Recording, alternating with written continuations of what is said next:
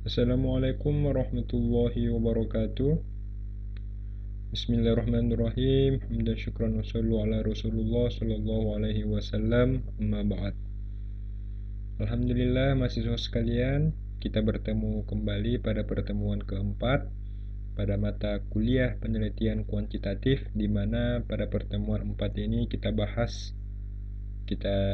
uraikan apa itu masalah, rumusan masalah, dan variabel dalam penelitian kuantitatif. Baik, tanpa berlama-lama, pertama kita ke masalah terlebih dahulu. Apa itu masalah? Nah, masalah dapat diartikan sebagai penyimpangan antara yang seharusnya dengan apa yang benar-benar terjadi, antara teori dengan praktek, antara aturan dengan pelaksanaan, antara rencana dengan pelaksanaan, dan sebagainya.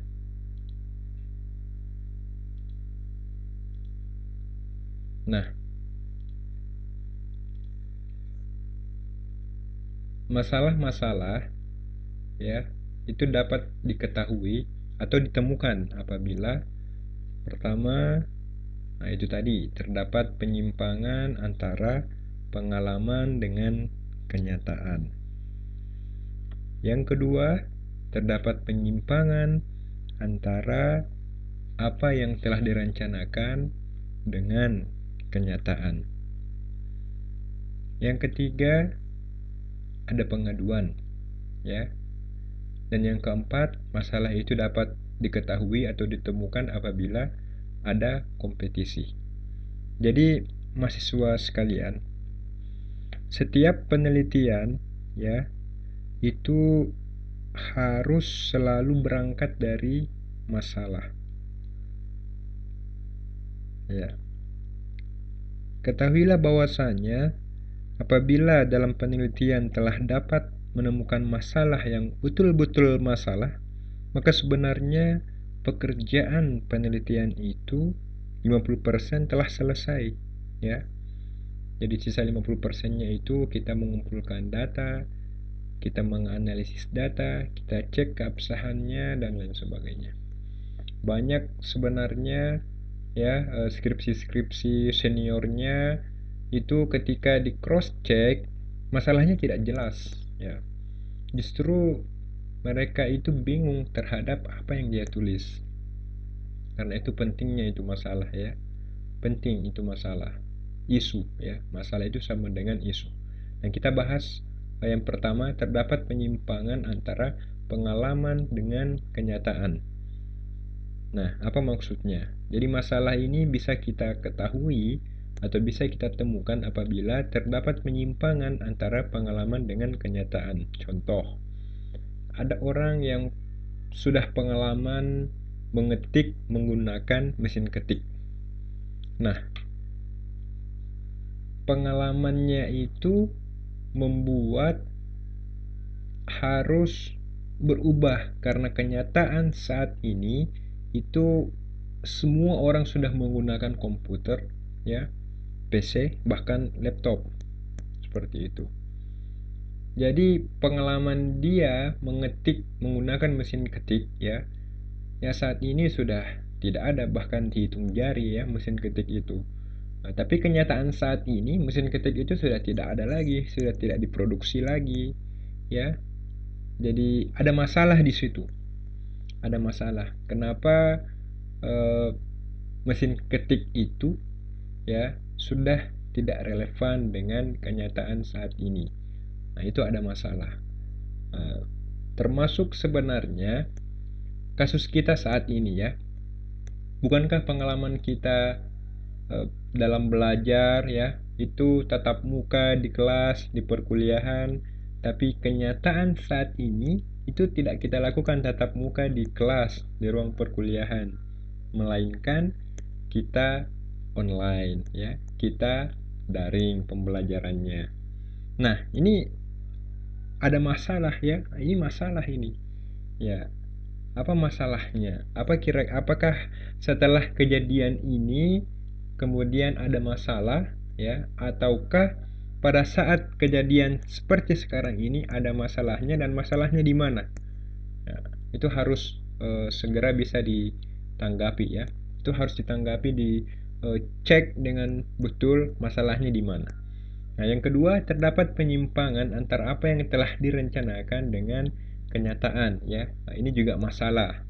Ya, meskipun apa yang telah direncanakan itu belum terjadi, belum belum terjadi, bahkan sudah berpengalaman ya, sudah pengalaman, tapi masih direncanakan ya. Seperti contoh, eh, waktu Ramadan nanti ya, tidak lama lagi kita masuk bulan suci Ramadan. Ramadan nanti tahun ini ya, beberapa hari lagi itu saya rencanakan khotam Al-Quran 30 kali ya, 30 kali. Jadi selama 30 kali, 30 hari saya khatam Al-Quran. Jadi rencana satu hari satu kali ya, satu hari satu kali. Tapi jangan-jangan nanti kenyataannya di hari pertama, hari kedua puasa eh, belum khatam ya, belum khatam Al-Quran. Sementara hitung-hitungannya sulit ya. Kalau 30 kali dalam 30 hari, ya mestinya satu kali satu hari. Tapi kenyataannya dalam 2 hari, sudah 2 hari Ramadan nantinya, nah itu Al-Qurannya belum dikhatamkan ya selama satu kali. Jangankan satu kali, satu juz ya. Mungkin satu juz belum selesai ya, nauzubillah. Itu masalah juga itu ya, ada masalah di situ. Nah, yang ketiga, eh, masalah dapat kita ketahui atau kita temukan apabila ada pengaduan ya. Seperti apa pengaduan itu? Eh, jadi contohnya saya ya, misalkan dalam mengajarkan mata kuliah penelitian kuantitatif ini ada materi yang melenceng ya, ada materi yang melenceng. Nah, ada kemudian mahasiswa yang mengadukan saya ke fakultas atau bahkan ke rektorat ya terkait materi yang saya sampaikan. Kenapa? Karena materi yang saya sampaikan itu melenceng ya, seumpama tidak sesuai dengan kontrak perkuliahan ya, tidak sesuai dengan materi-materi perkuliahan yang sudah diberikan sebelumnya. Nah, itu bisa diadu. Nah, itu ada masalah di situ. Ada masalah. Kenapa? Karena ada pengaduan ya. Masalahnya adalah di saya. Kenapa saya ya eh, apa namanya melenceng ya dari materi yang saya berikan seperti itu. Nah, itu misalkan ada mahasiswa yang mengadu ya kan, contoh itu adalah masalah ya. Atau seumpama ada sekelompok organisasi ya, ada sekelompok organisasi yang kemudian ada anggotanya, dia lihat ini tidak sesuai dengan ADART organisasi ya, seharusnya tidak seperti ini, kenapa organisasi ini melakukan ini. Itu anggotanya bisa mengadu ya, bisa mengadu ke pimpinan ya, atau ke lembaga yang mengawasi organisasi itu. Nah, hingga kemudian organisasi itu diproses ya. Artinya organisasi itu bermasalah ya, karena ada pengaduan dari anggotanya. Seperti itu ya, nah, itu masalah. Yang keempat, terakhir, masalah itu dapat kita ketahui atau temukan apabila ada kompetisi. Nah, apa kompetisi ini? Kompetisi ini ya sama dengan saingan ya. Artinya kita lihat contoh ya, perusahaan PT Pos ya. Kita ketahui dulu ya, yang perusahaan yang menerima jasa titipan surat ya atau titipan barang itu hanya kantor pos saja.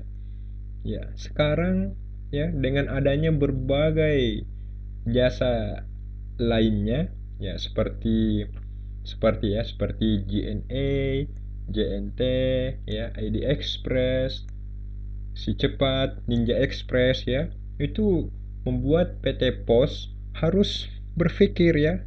Itu menjadi masalah bagi kantor pos karena bukan lagi dia yang satu-satunya jasa yang menerima titipan surat, titipan barang ya, tapi eh, sudah ada kantor-kantor yang lain ya, seperti yang saya sebutkan tadi. Ya, jadi sebaiknya kantor pos ya itu bila tidak memanfaatkan untuk dapat bekerja sama dengan mereka-mereka, maka itu menjadi masalah besar bagi kantor pos ya. Ya, jangan sampai gulung tikar ya, itu yang tidak diharapkan. Jadi ini membuat masalah ya, masalah bagi kantor pos tersebut. Nah, dalam proposal penelitian ya, jadi setiap masalah itu harus ditunjukkan dengan data ya. Jadi masalah-masalah yang diangkat nantinya dalam proposal penelitiannya itu harus ada data. Misalkan tadi ada kompetisi ya, kantor pos. Di tahun keberapa kantor pos mengalami penurunan ya. Itu ada datanya ya, dicari datanya. Apakah datanya dari BPS, Badan Pusat Statistik, atau datanya dari kantor pos sendiri ya yang mengumumkan bahwa saat ini kami mengalami penurunan karena ada perusahaan-perusahaan jasa lainnya yang juga menerima titipan surat, titipan barang ya, seperti yang saya sebutkan tadi. Atau bagaimana ya, itu masalah. Nah, itu dilihat data-data itu ya, data-data itu yang kemudian kita jadikan untuk referensi di proposal penelitian skripsi kita nantinya. Seperti itu ya. Jadi itu adalah masalah ya. Sekali lagi saya sampaikan, masalah itu sangat penting ya. Masalah itu sangat penting karena setiap penelitian itu harus selalu berangkat dari masalah ya. Kalau ada penelitian yang tidak berangkat dari masalah ya tidak usah diteliti ya. Oh, tidak bermasalah kok ya. Jadi adanya masalah, adanya penelitian itu karena ada masalah. Nah, ini yang penting ya. Ini yang penting, betul-betul masalah ya, seperti itu. Baik, sampai di sini ya pembahasan tentang masalah, terkait masalah ya. Kemudian kita melangkah ke rumusan masalah. Nah, rumusan masalah ya. Kita ke rumusan masalah. Apa rumusan masalah itu? Rumusan masalah merupakan suatu pertanyaan ya. Pertanyaan yang akan dicarikan jawabannya melalui pengumpulan data.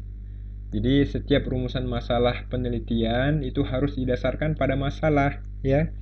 Nah, ini harus didasarkan pada masalah. Jadi rumusan masalah berbeda dengan masalah ya. Seperti itu ya. Jadi kalau masalah itu tadi merupakan kesenjangan antara yang diharapkan dengan yang terjadi, maka rumusan masalah ini yang merupakan suatu pertanyaan ya yang akan dijadikan jawabannya melalui pengumpulan data. Jadi oleh karena itu terdapat kaitan yang erat ya antara masalah dan rumusan masalah. Jelas ya. Jadi itu harus berkaitan ya antara masalah dengan rumusan masalah.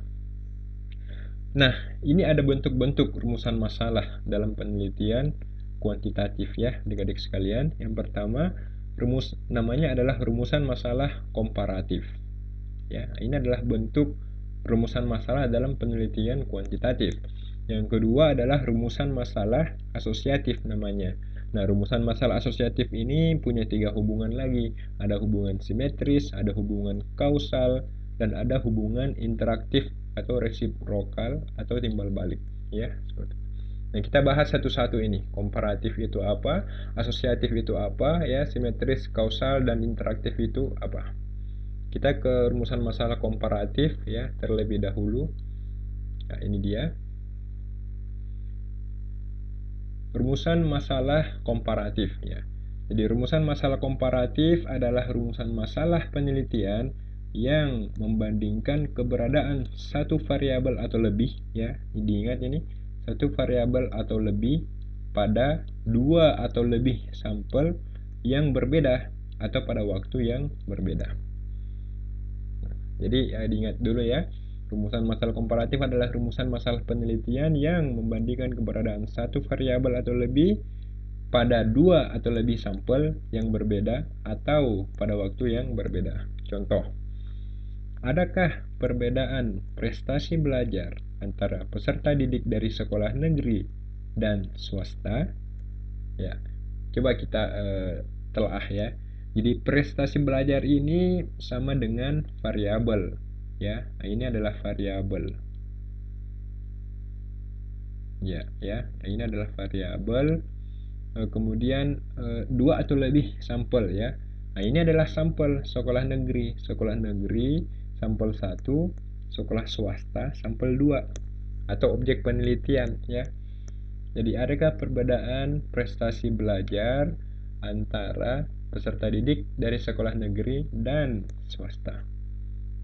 Lihat, ini dibandingkan kan rumusan masalah komparatif penelitian yang membandingkan ya. Nah, ini membandingkan. Ini dibandingkan ini.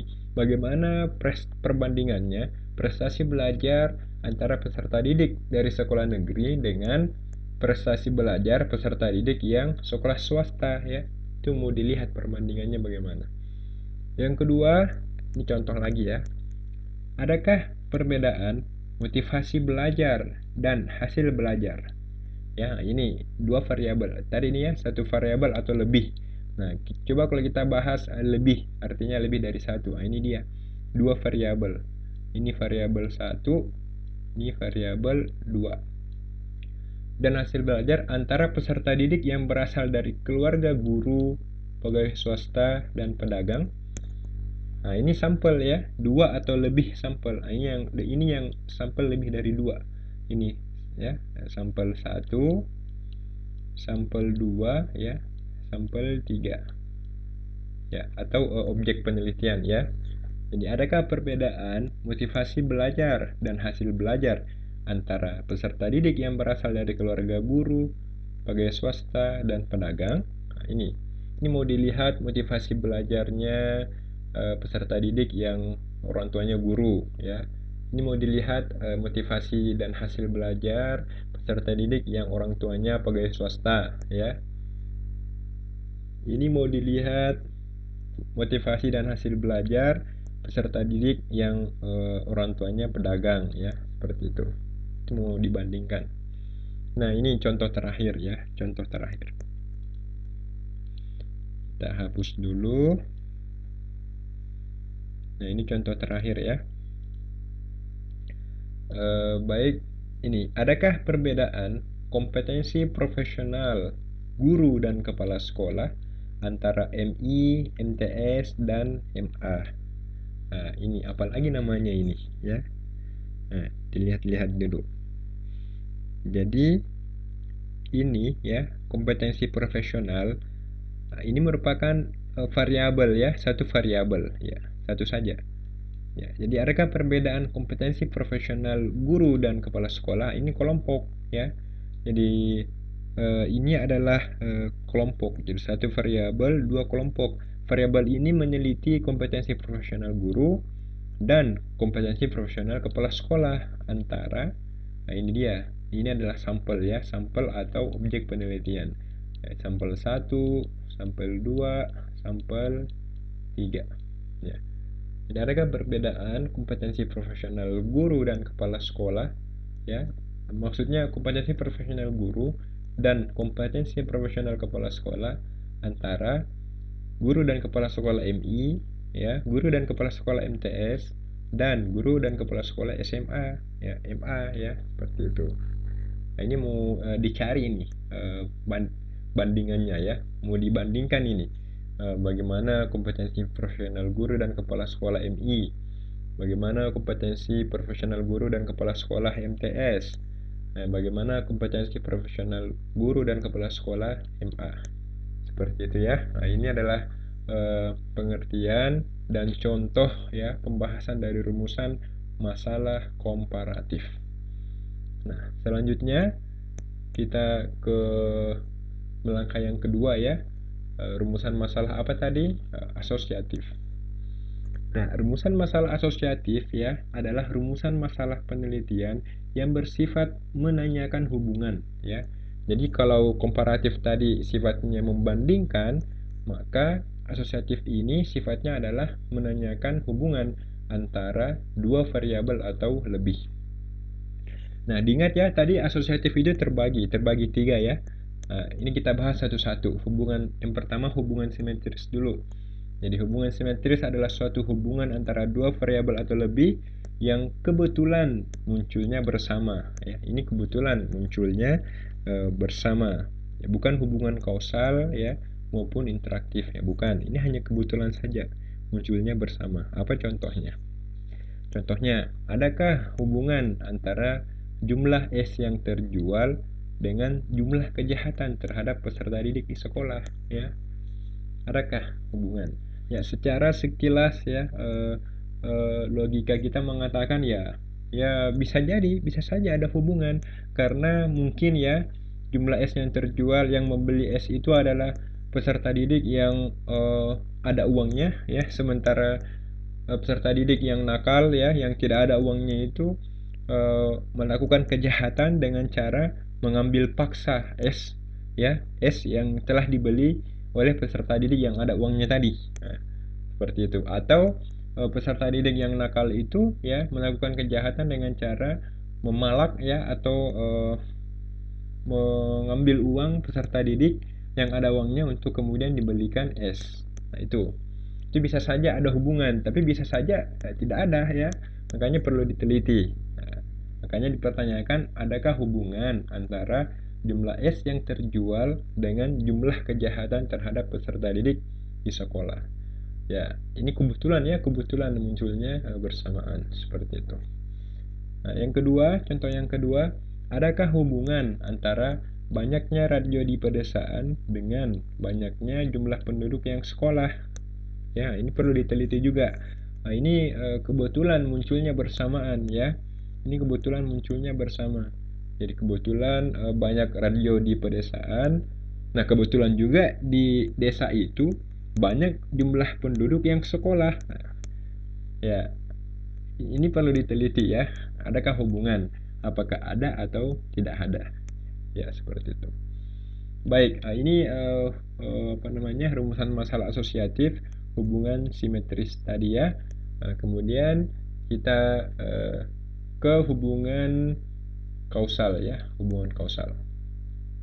Masih merupakan bagian dari rumusan masalah asosiatif ya. Nah, yang kedua ini adalah hubungan kausal. Hubungan kausal adalah hubungan yang bersifat sebab akibat.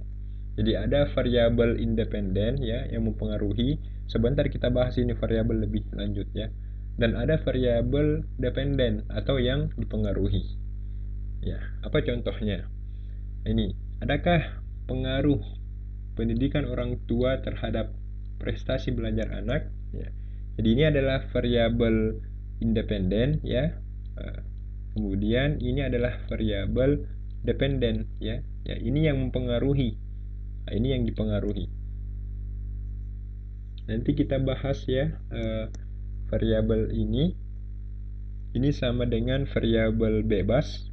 Ini variabel tergantung atau variabel terikat ya. Nanti kita bahas.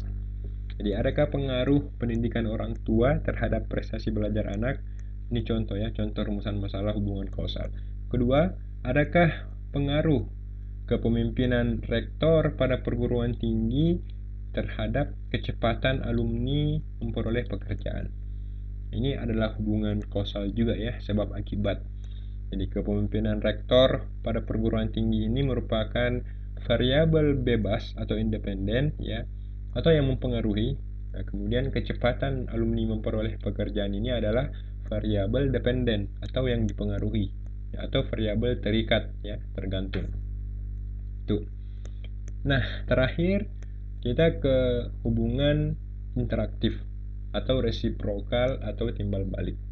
Nah, ini juga masih merupakan bagian dari rumusan masalah asosiatif ya, yang tadi mempertanyakan hubungan, di mana pengertiannya adalah ini. Hubungan interaktif adalah hubungan yang saling mempengaruhi ya. Nah, ini saling mempengaruhi. Jadi kita tidak tahu mana yang variabel independen ya, mana yang mempengaruhi, mana yang dipengaruhi ya. Jadi ini adalah hubungan interaktif ya. Jadi rumusan masalah asosiatif, hubungan interaktif atau timbal balik ya. Ini kita tidak tahu mana yang mempengaruhi, mana yang dipengaruhi. Yang jelas ini sama-sama saling mempengaruhi. Nah, apa contohnya? Ini. Apakah ada hubungan antara motivasi dan prestasi belajar peserta didik di MTS gitu ya. Nah, kalau ditanyakan apa maksudnya saling mempengaruhi? Ya, ini kan ada motivasi, ada prestasi belajar. Di sini kita bisa menyatakan bahwa motivasi itu mempengaruhi prestasi, ya. Tetapi juga kita bisa mengatakan bahwa prestasi itu juga sesungguhnya dapat mempengaruhi motivasi, ya, gitu. Jadi hubungan antara motivasi dan prestasi belajar peserta didik di MTS. Kita tidak tahu ini apakah motivasi ini yang mempengaruhi prestasi atau prestasi ini yang mempengaruhi motivasi. Ya, ini tergantung dari penelitinya ya. Tergantung penelitinya nantinya memperjelas mana yang dimaksud variabel bebas di sini dan mana yang dimaksud variabel terikat. Seperti itu. Nah, kita hapus dulu. Nah, kemudian contoh selanjutnya ya, contoh terakhir dari hubungan interaktif ya, yang merupakan bagian dari rumusan masalah asosiatif adalah ini. Hubungan antara kecerdasan dengan kekayaan. Nah, ini menarik ya. Nah, apakah ada hubungan antara kecerdasan dengan kekayaan? Kenapa bisa dikatakan ini hubungan interaktif? Karena kecerdasan itu dapat menyebabkan orang kaya ya. Orang kalau cerdas itu bisa kaya, demikian juga orang yang kaya ya itu dapat meningkatkan kecerdasannya karena gizinya terpenuhi. Ya, gitu ya. Jadi kita tidak tahu mana yang mempengaruhi, mana yang mempengaruhi. Apakah kecerdasan mempengaruhi kekayaan atau kekayaan mempengaruhi kecerdasan? Ya, apakah kekayaan dipengaruhi oleh kecerdasan atau kecerdasan ini dipengaruhi oleh kekayaan? Nah, ini tergantung penelitinya ya, tergantung penelitinya nantinya mana yang ingin diteliti harus diperjelas variabel mana yang independen di sini dan variabel mana yang dependen atau yang dipengaruhi. Baik, saya kira cukup ya untuk pembahasan rumusan masalah. Tadi itu ada dua rumusan masalah. Yang pertama adalah rumusan masalah komparatif ya, dan yang kedua adalah rumusan masalah asosiatif. Asosiatif itu terbagi lagi, ada asosiatif yang pertama tadi. Apa yang pertama tadi? Yang pertama tadi, yang mana ini? Yang pertama tadi adalah rumusan masalah ini ya, hubungan simetris ya. Kemudian yang kedua adalah hubungan kausal dan yang ketiga adalah hubungan interaktif ya atau resiprokal atau timbal balik. Nah, selanjutnya kita bahas materi terakhir ya, yaitu variabel. Nah, apa variabel itu? Nah, variabel ya itu adalah segala sesuatu yang berbentuk apa saja. Ya, segala sesuatu yang berbentuk apa saja yang ditetapkan oleh peneliti untuk dipelajari sehingga diperoleh informasi tentang hal tersebut kemudian ditarik kesimpulannya. Ya, itu yang dimaksud dengan variabel ya. Segala sesuatu yang berbentuk apa saja ya yang ditetapkan oleh peneliti. Jadi peneliti yang tetapkan, oh, ini variabel seperti itu. Apa contohnya? Nah, ini contohnya banyak. Contohnya adalah sikap, ya.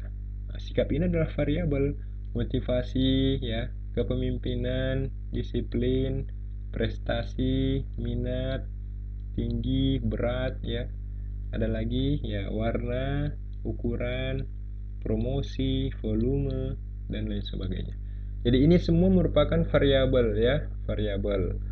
Kita belum tahu ya, kita belum bahas mana variabel yang bebas, mana variabel terikat atau tergantung ya, belum.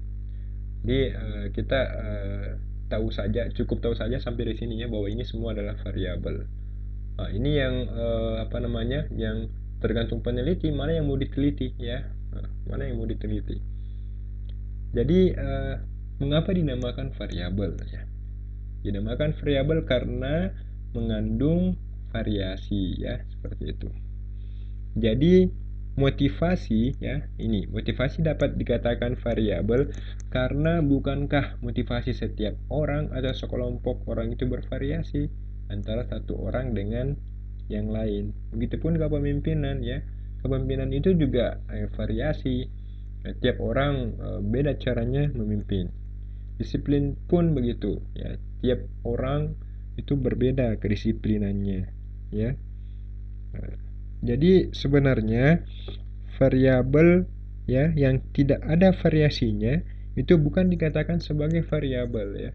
Jadi kalau ada variabel ya, peneliti mencap bahwa ini adalah variabel, tapi itu tidak mengandung variasi, artinya eh, setiap orang atau sekelompok itu semua begitu ya. Artinya tidak ada perbedaan antara satu orang dengan yang lain.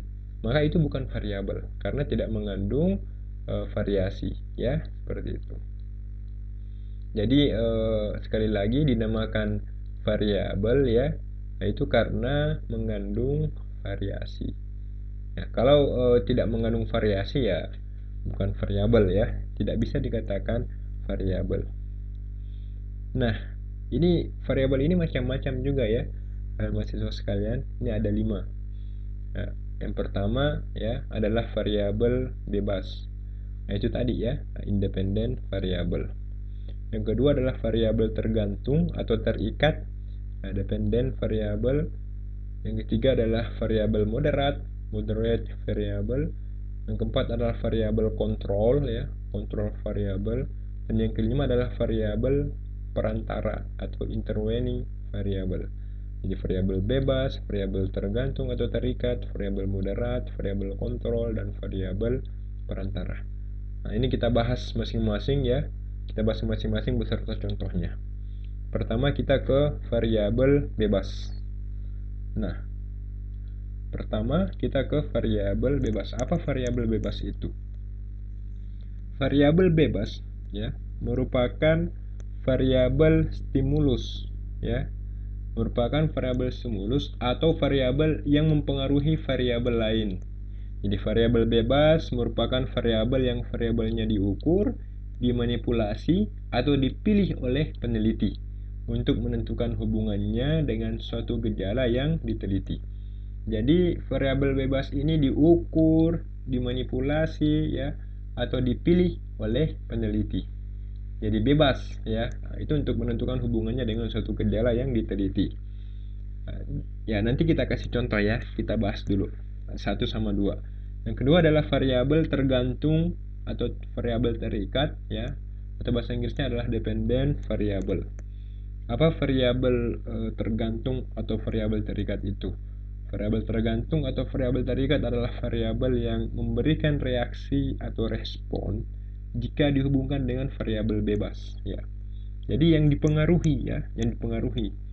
Nah, variabel tergantung ini variabel yang dipengaruhi. Variabel bebas ini variabel yang mempengaruhi. Makanya ini ya memberikan reaksi atau respon. Variabel tergantung atau terikat adalah variabel yang variabelnya diamati dan diukur untuk menentukan pengaruh yang disebabkan oleh variabel bebas ya. Jadi ini juga ditentukan oleh peneliti. Nah, apa contohnya? Nah, kita bahas contohnya. Hubungan antara motivasi dengan prestasi belajar peserta didik. Ya. Mana variabel bebas di sini dan mana variabel tergantung? Nah, jadi motivasi ini merupakan variabel bebas ya. Prestasi ya ini merupakan variabel tergantung atau terikat. Jadi kalau ada penelitian ya seperti ini, hubungan antara motivasi dengan prestasi belajar peserta didik, ini kelihatan bahwa variabelnya ada 2. Yang pertama variabel ini, variabel 1 disebut dengan variabel bebas ya atau independen atau variabel yang mempengaruhi. Yang variabel kedua adalah prestasi, disebut dengan variabel tergantung atau terikat atau variabel yang dipengaruhi. Jadi motivasi ini mempengaruhi prestasi ya. Jadi prestasi ini dipengaruhi oleh motivasi. Nah, ini yang mau diteliti. Apa hubungan ya motivasi dengan prestasi belajar peserta didik? Seperti itu ya. Itu merupakan ini contoh jadi dari variabel bebas dan variabel tergantung ya. Yang kedua ya sudah 2 ya. Yang ketiga, ini tadi pertama variabel bebas, kedua variabel tergantung ya atau variabel terikat. Nah, yang ketiga variabel moderat ya, moderate variable. Nah, apa variabel moderat ini? variabel moderat adalah variabel bebas kedua. Nah, ini sama dengan variabel bebas ya. Nah, jadi variabel moderat ini biasa memang dikategorikan atau dikatakan variabel bebas kedua ya. Variabel moderat ini adalah variabel bebas kedua yang sengaja dipilih oleh peneliti ya untuk menentukan apakah kehadirannya berpengaruh terhadap hubungan antara variabel bebas pertama ya dan variabel tergantung atau terikat. Jadi variabel moderat merupakan variabel yang variabelnya diukur, dimanipulasi atau dipilih oleh peneliti ya untuk mengetahui apakah variabel tersebut mengubah hubungan antara variabel bebas dan variabel tergantung. Nah, apa contohnya? Ini contohnya. Hubungan antara sikap disiplin dengan kecepatan kerja melalui peran orang tua. Nah, mana variabel bebasnya di sini? Mana variabel tergantungnya dan mana variabel moderatnya? Jadi variabel bebasnya di sini adalah disiplin ya. Nah, ini disiplin. Nah, kemudian variabel tergantungnya adalah ini kecepatan kerja. Nah, variabel moderatnya adalah ini peran orang tua. Ya, jadi dalam judul ini ada 3 variabel ya. Ini variabel 1 atau variabel bebas, variabel 2 atau variabel tergantung atau terikat ya yang dipengaruhi, dan yang ketiga adalah ini peran orang tua. Nah, itu contohnya ya. Jadi peran orang tua ini sengaja dipilih oleh peneliti ya untuk menentukan apakah kehadiran peran orang tua ini ya berpengaruh terhadap hubungan antara variabel bebas pertama ya, ini disiplin, dengan variabel kedua ini ya, kecepatan kerja. Ya. Jadi apakah peran orang tua ini juga berpengaruh ya terhadap kecepatan kerja ya. Atau jangan-jangan justru lebih berpengaruh peran orang tua ini ketimbang sikap disiplin ya, sikap disiplin yang ada dalam diri peserta didik, seperti itu. Makanya untuk menambah variabel lain ya, maka dipilihlah variabel moderat seperti ini ya, peran orang tua, untuk melihat meneliti hubungan kecepatan kerja peserta didik, seperti itu ya. Jadi ini contoh dari variabel moderat.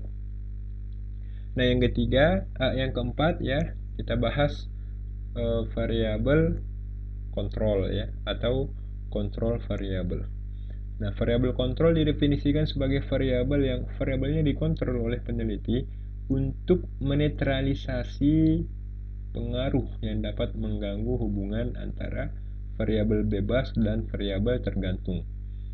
Nah, karena jika tidak dikontrol, maka variabel tersebut akan mempengaruhi gejala yang sedang dikaji. Jadi variabel kontrol ini sengaja dipilih oleh peneliti untuk menetralisasi pengaruh yang dapat mengganggu hubungan antara variabel bebas dengan variabel tergantung atau terikat. Nah, apa contohnya? Ini dia. Pengaruh kontras warna baju ya terhadap keputusan membeli di kalangan wanita. Nah, mana variabel di sini? Mana variabel bebasnya? Ya, kontras warna ya. Ini kontras warnanya adalah variabel bebas. Kemudian mana variabel yang dipengaruhi? Nah, ini keputusan membeli ya. Nah, kemudian variabel kontrolnya mana? Variabel ketiga. Nah, ini wanita ya. Wanita ini variabel ya, jenis kelamin ya. Ya. Jadi ada 3 variabel di sini ya. Pengaruh kontras warna baju terhadap keputusan membeli di kalangan wanita. Nah, ini. Jadi kontras warna ini merupakan variabel bebas. Keputusan membeli merupakan variabel tergantung ya atau terikat, dan wanita ini merupakan variabel kontrol ya. Nah, ini yang dikontrol oleh peneliti. Nah, ini sengaja dipilih oleh peneliti untuk menetralisasi pengaruh yang dapat mengganggu hubungan antara variabel bebas dengan variabel tergantung, seperti itu. Nah, terakhir ya, kita ke variabel perantara atau intervening variable. Jadi apa variabel perantara itu ya? Variabel perantara itu bersifat hipotetikal. Apa artinya? Secara konkret, pengaruhnya tidak kelihatan, tetapi secara teoritis itu dapat mempengaruhi hubungan antara variabel bebas dan variabel tergantung yang sedang diteliti. Nah, oleh karena itu, variabel perantara ini definisikan sebagai variabel yang secara teoritis mempengaruhi hubungan variabel yang sedang diteliti, tetapi tidak dapat dilihat, tidak dapat diukur, dan tidak dapat dimanipulasi. Ya, tidak dapat dimanipulasi. Karena apa? Karena sifatnya hipotetikal ya, itu tidak kelihatan. Jadi pengaruhnya harus disimpulkan dari pengaruh-pengaruh variabel bebas terhadap gejala yang diteliti. Langsung, apa contohnya? Contohnya adalah ini, hubungan antara minat terhadap tugas dengan kinerja mengerjakan tugas. Nah, ini mahasiswa ini yang diteliti ya. Nah, variabel bebasnya adalah minat terhadap tugas ya. Variabel yang dipengaruhi ya atau yang dihubungkan ya adalah kinerja mengerjakan tugas. Ini mau dilihat ini hubungan bagaimana hubungan antara minat terhadap tugas dengan kinerja mengerjakan tugas ya. Itu ya. Apakah minat semakin besar minat mahasiswa terhadap tugas, maka semakin baik kinerjanya mengerjakan tugas? Ataukah semakin rendah minat terhadap tugas, maka semakin rendah juga kinerjanya mengerjakan tugas? Belum tentu ya. Makanya ada variabel perantara di sini. Mana variabel perantaranya? Itu tidak kelihatan, tapi sifatnya hipotetikal, yaitu ini dia, proses belajar. Nah, proses belajar ini merupakan variabel perantara ya. Jadi bisa saja minat terhadap tugas ya.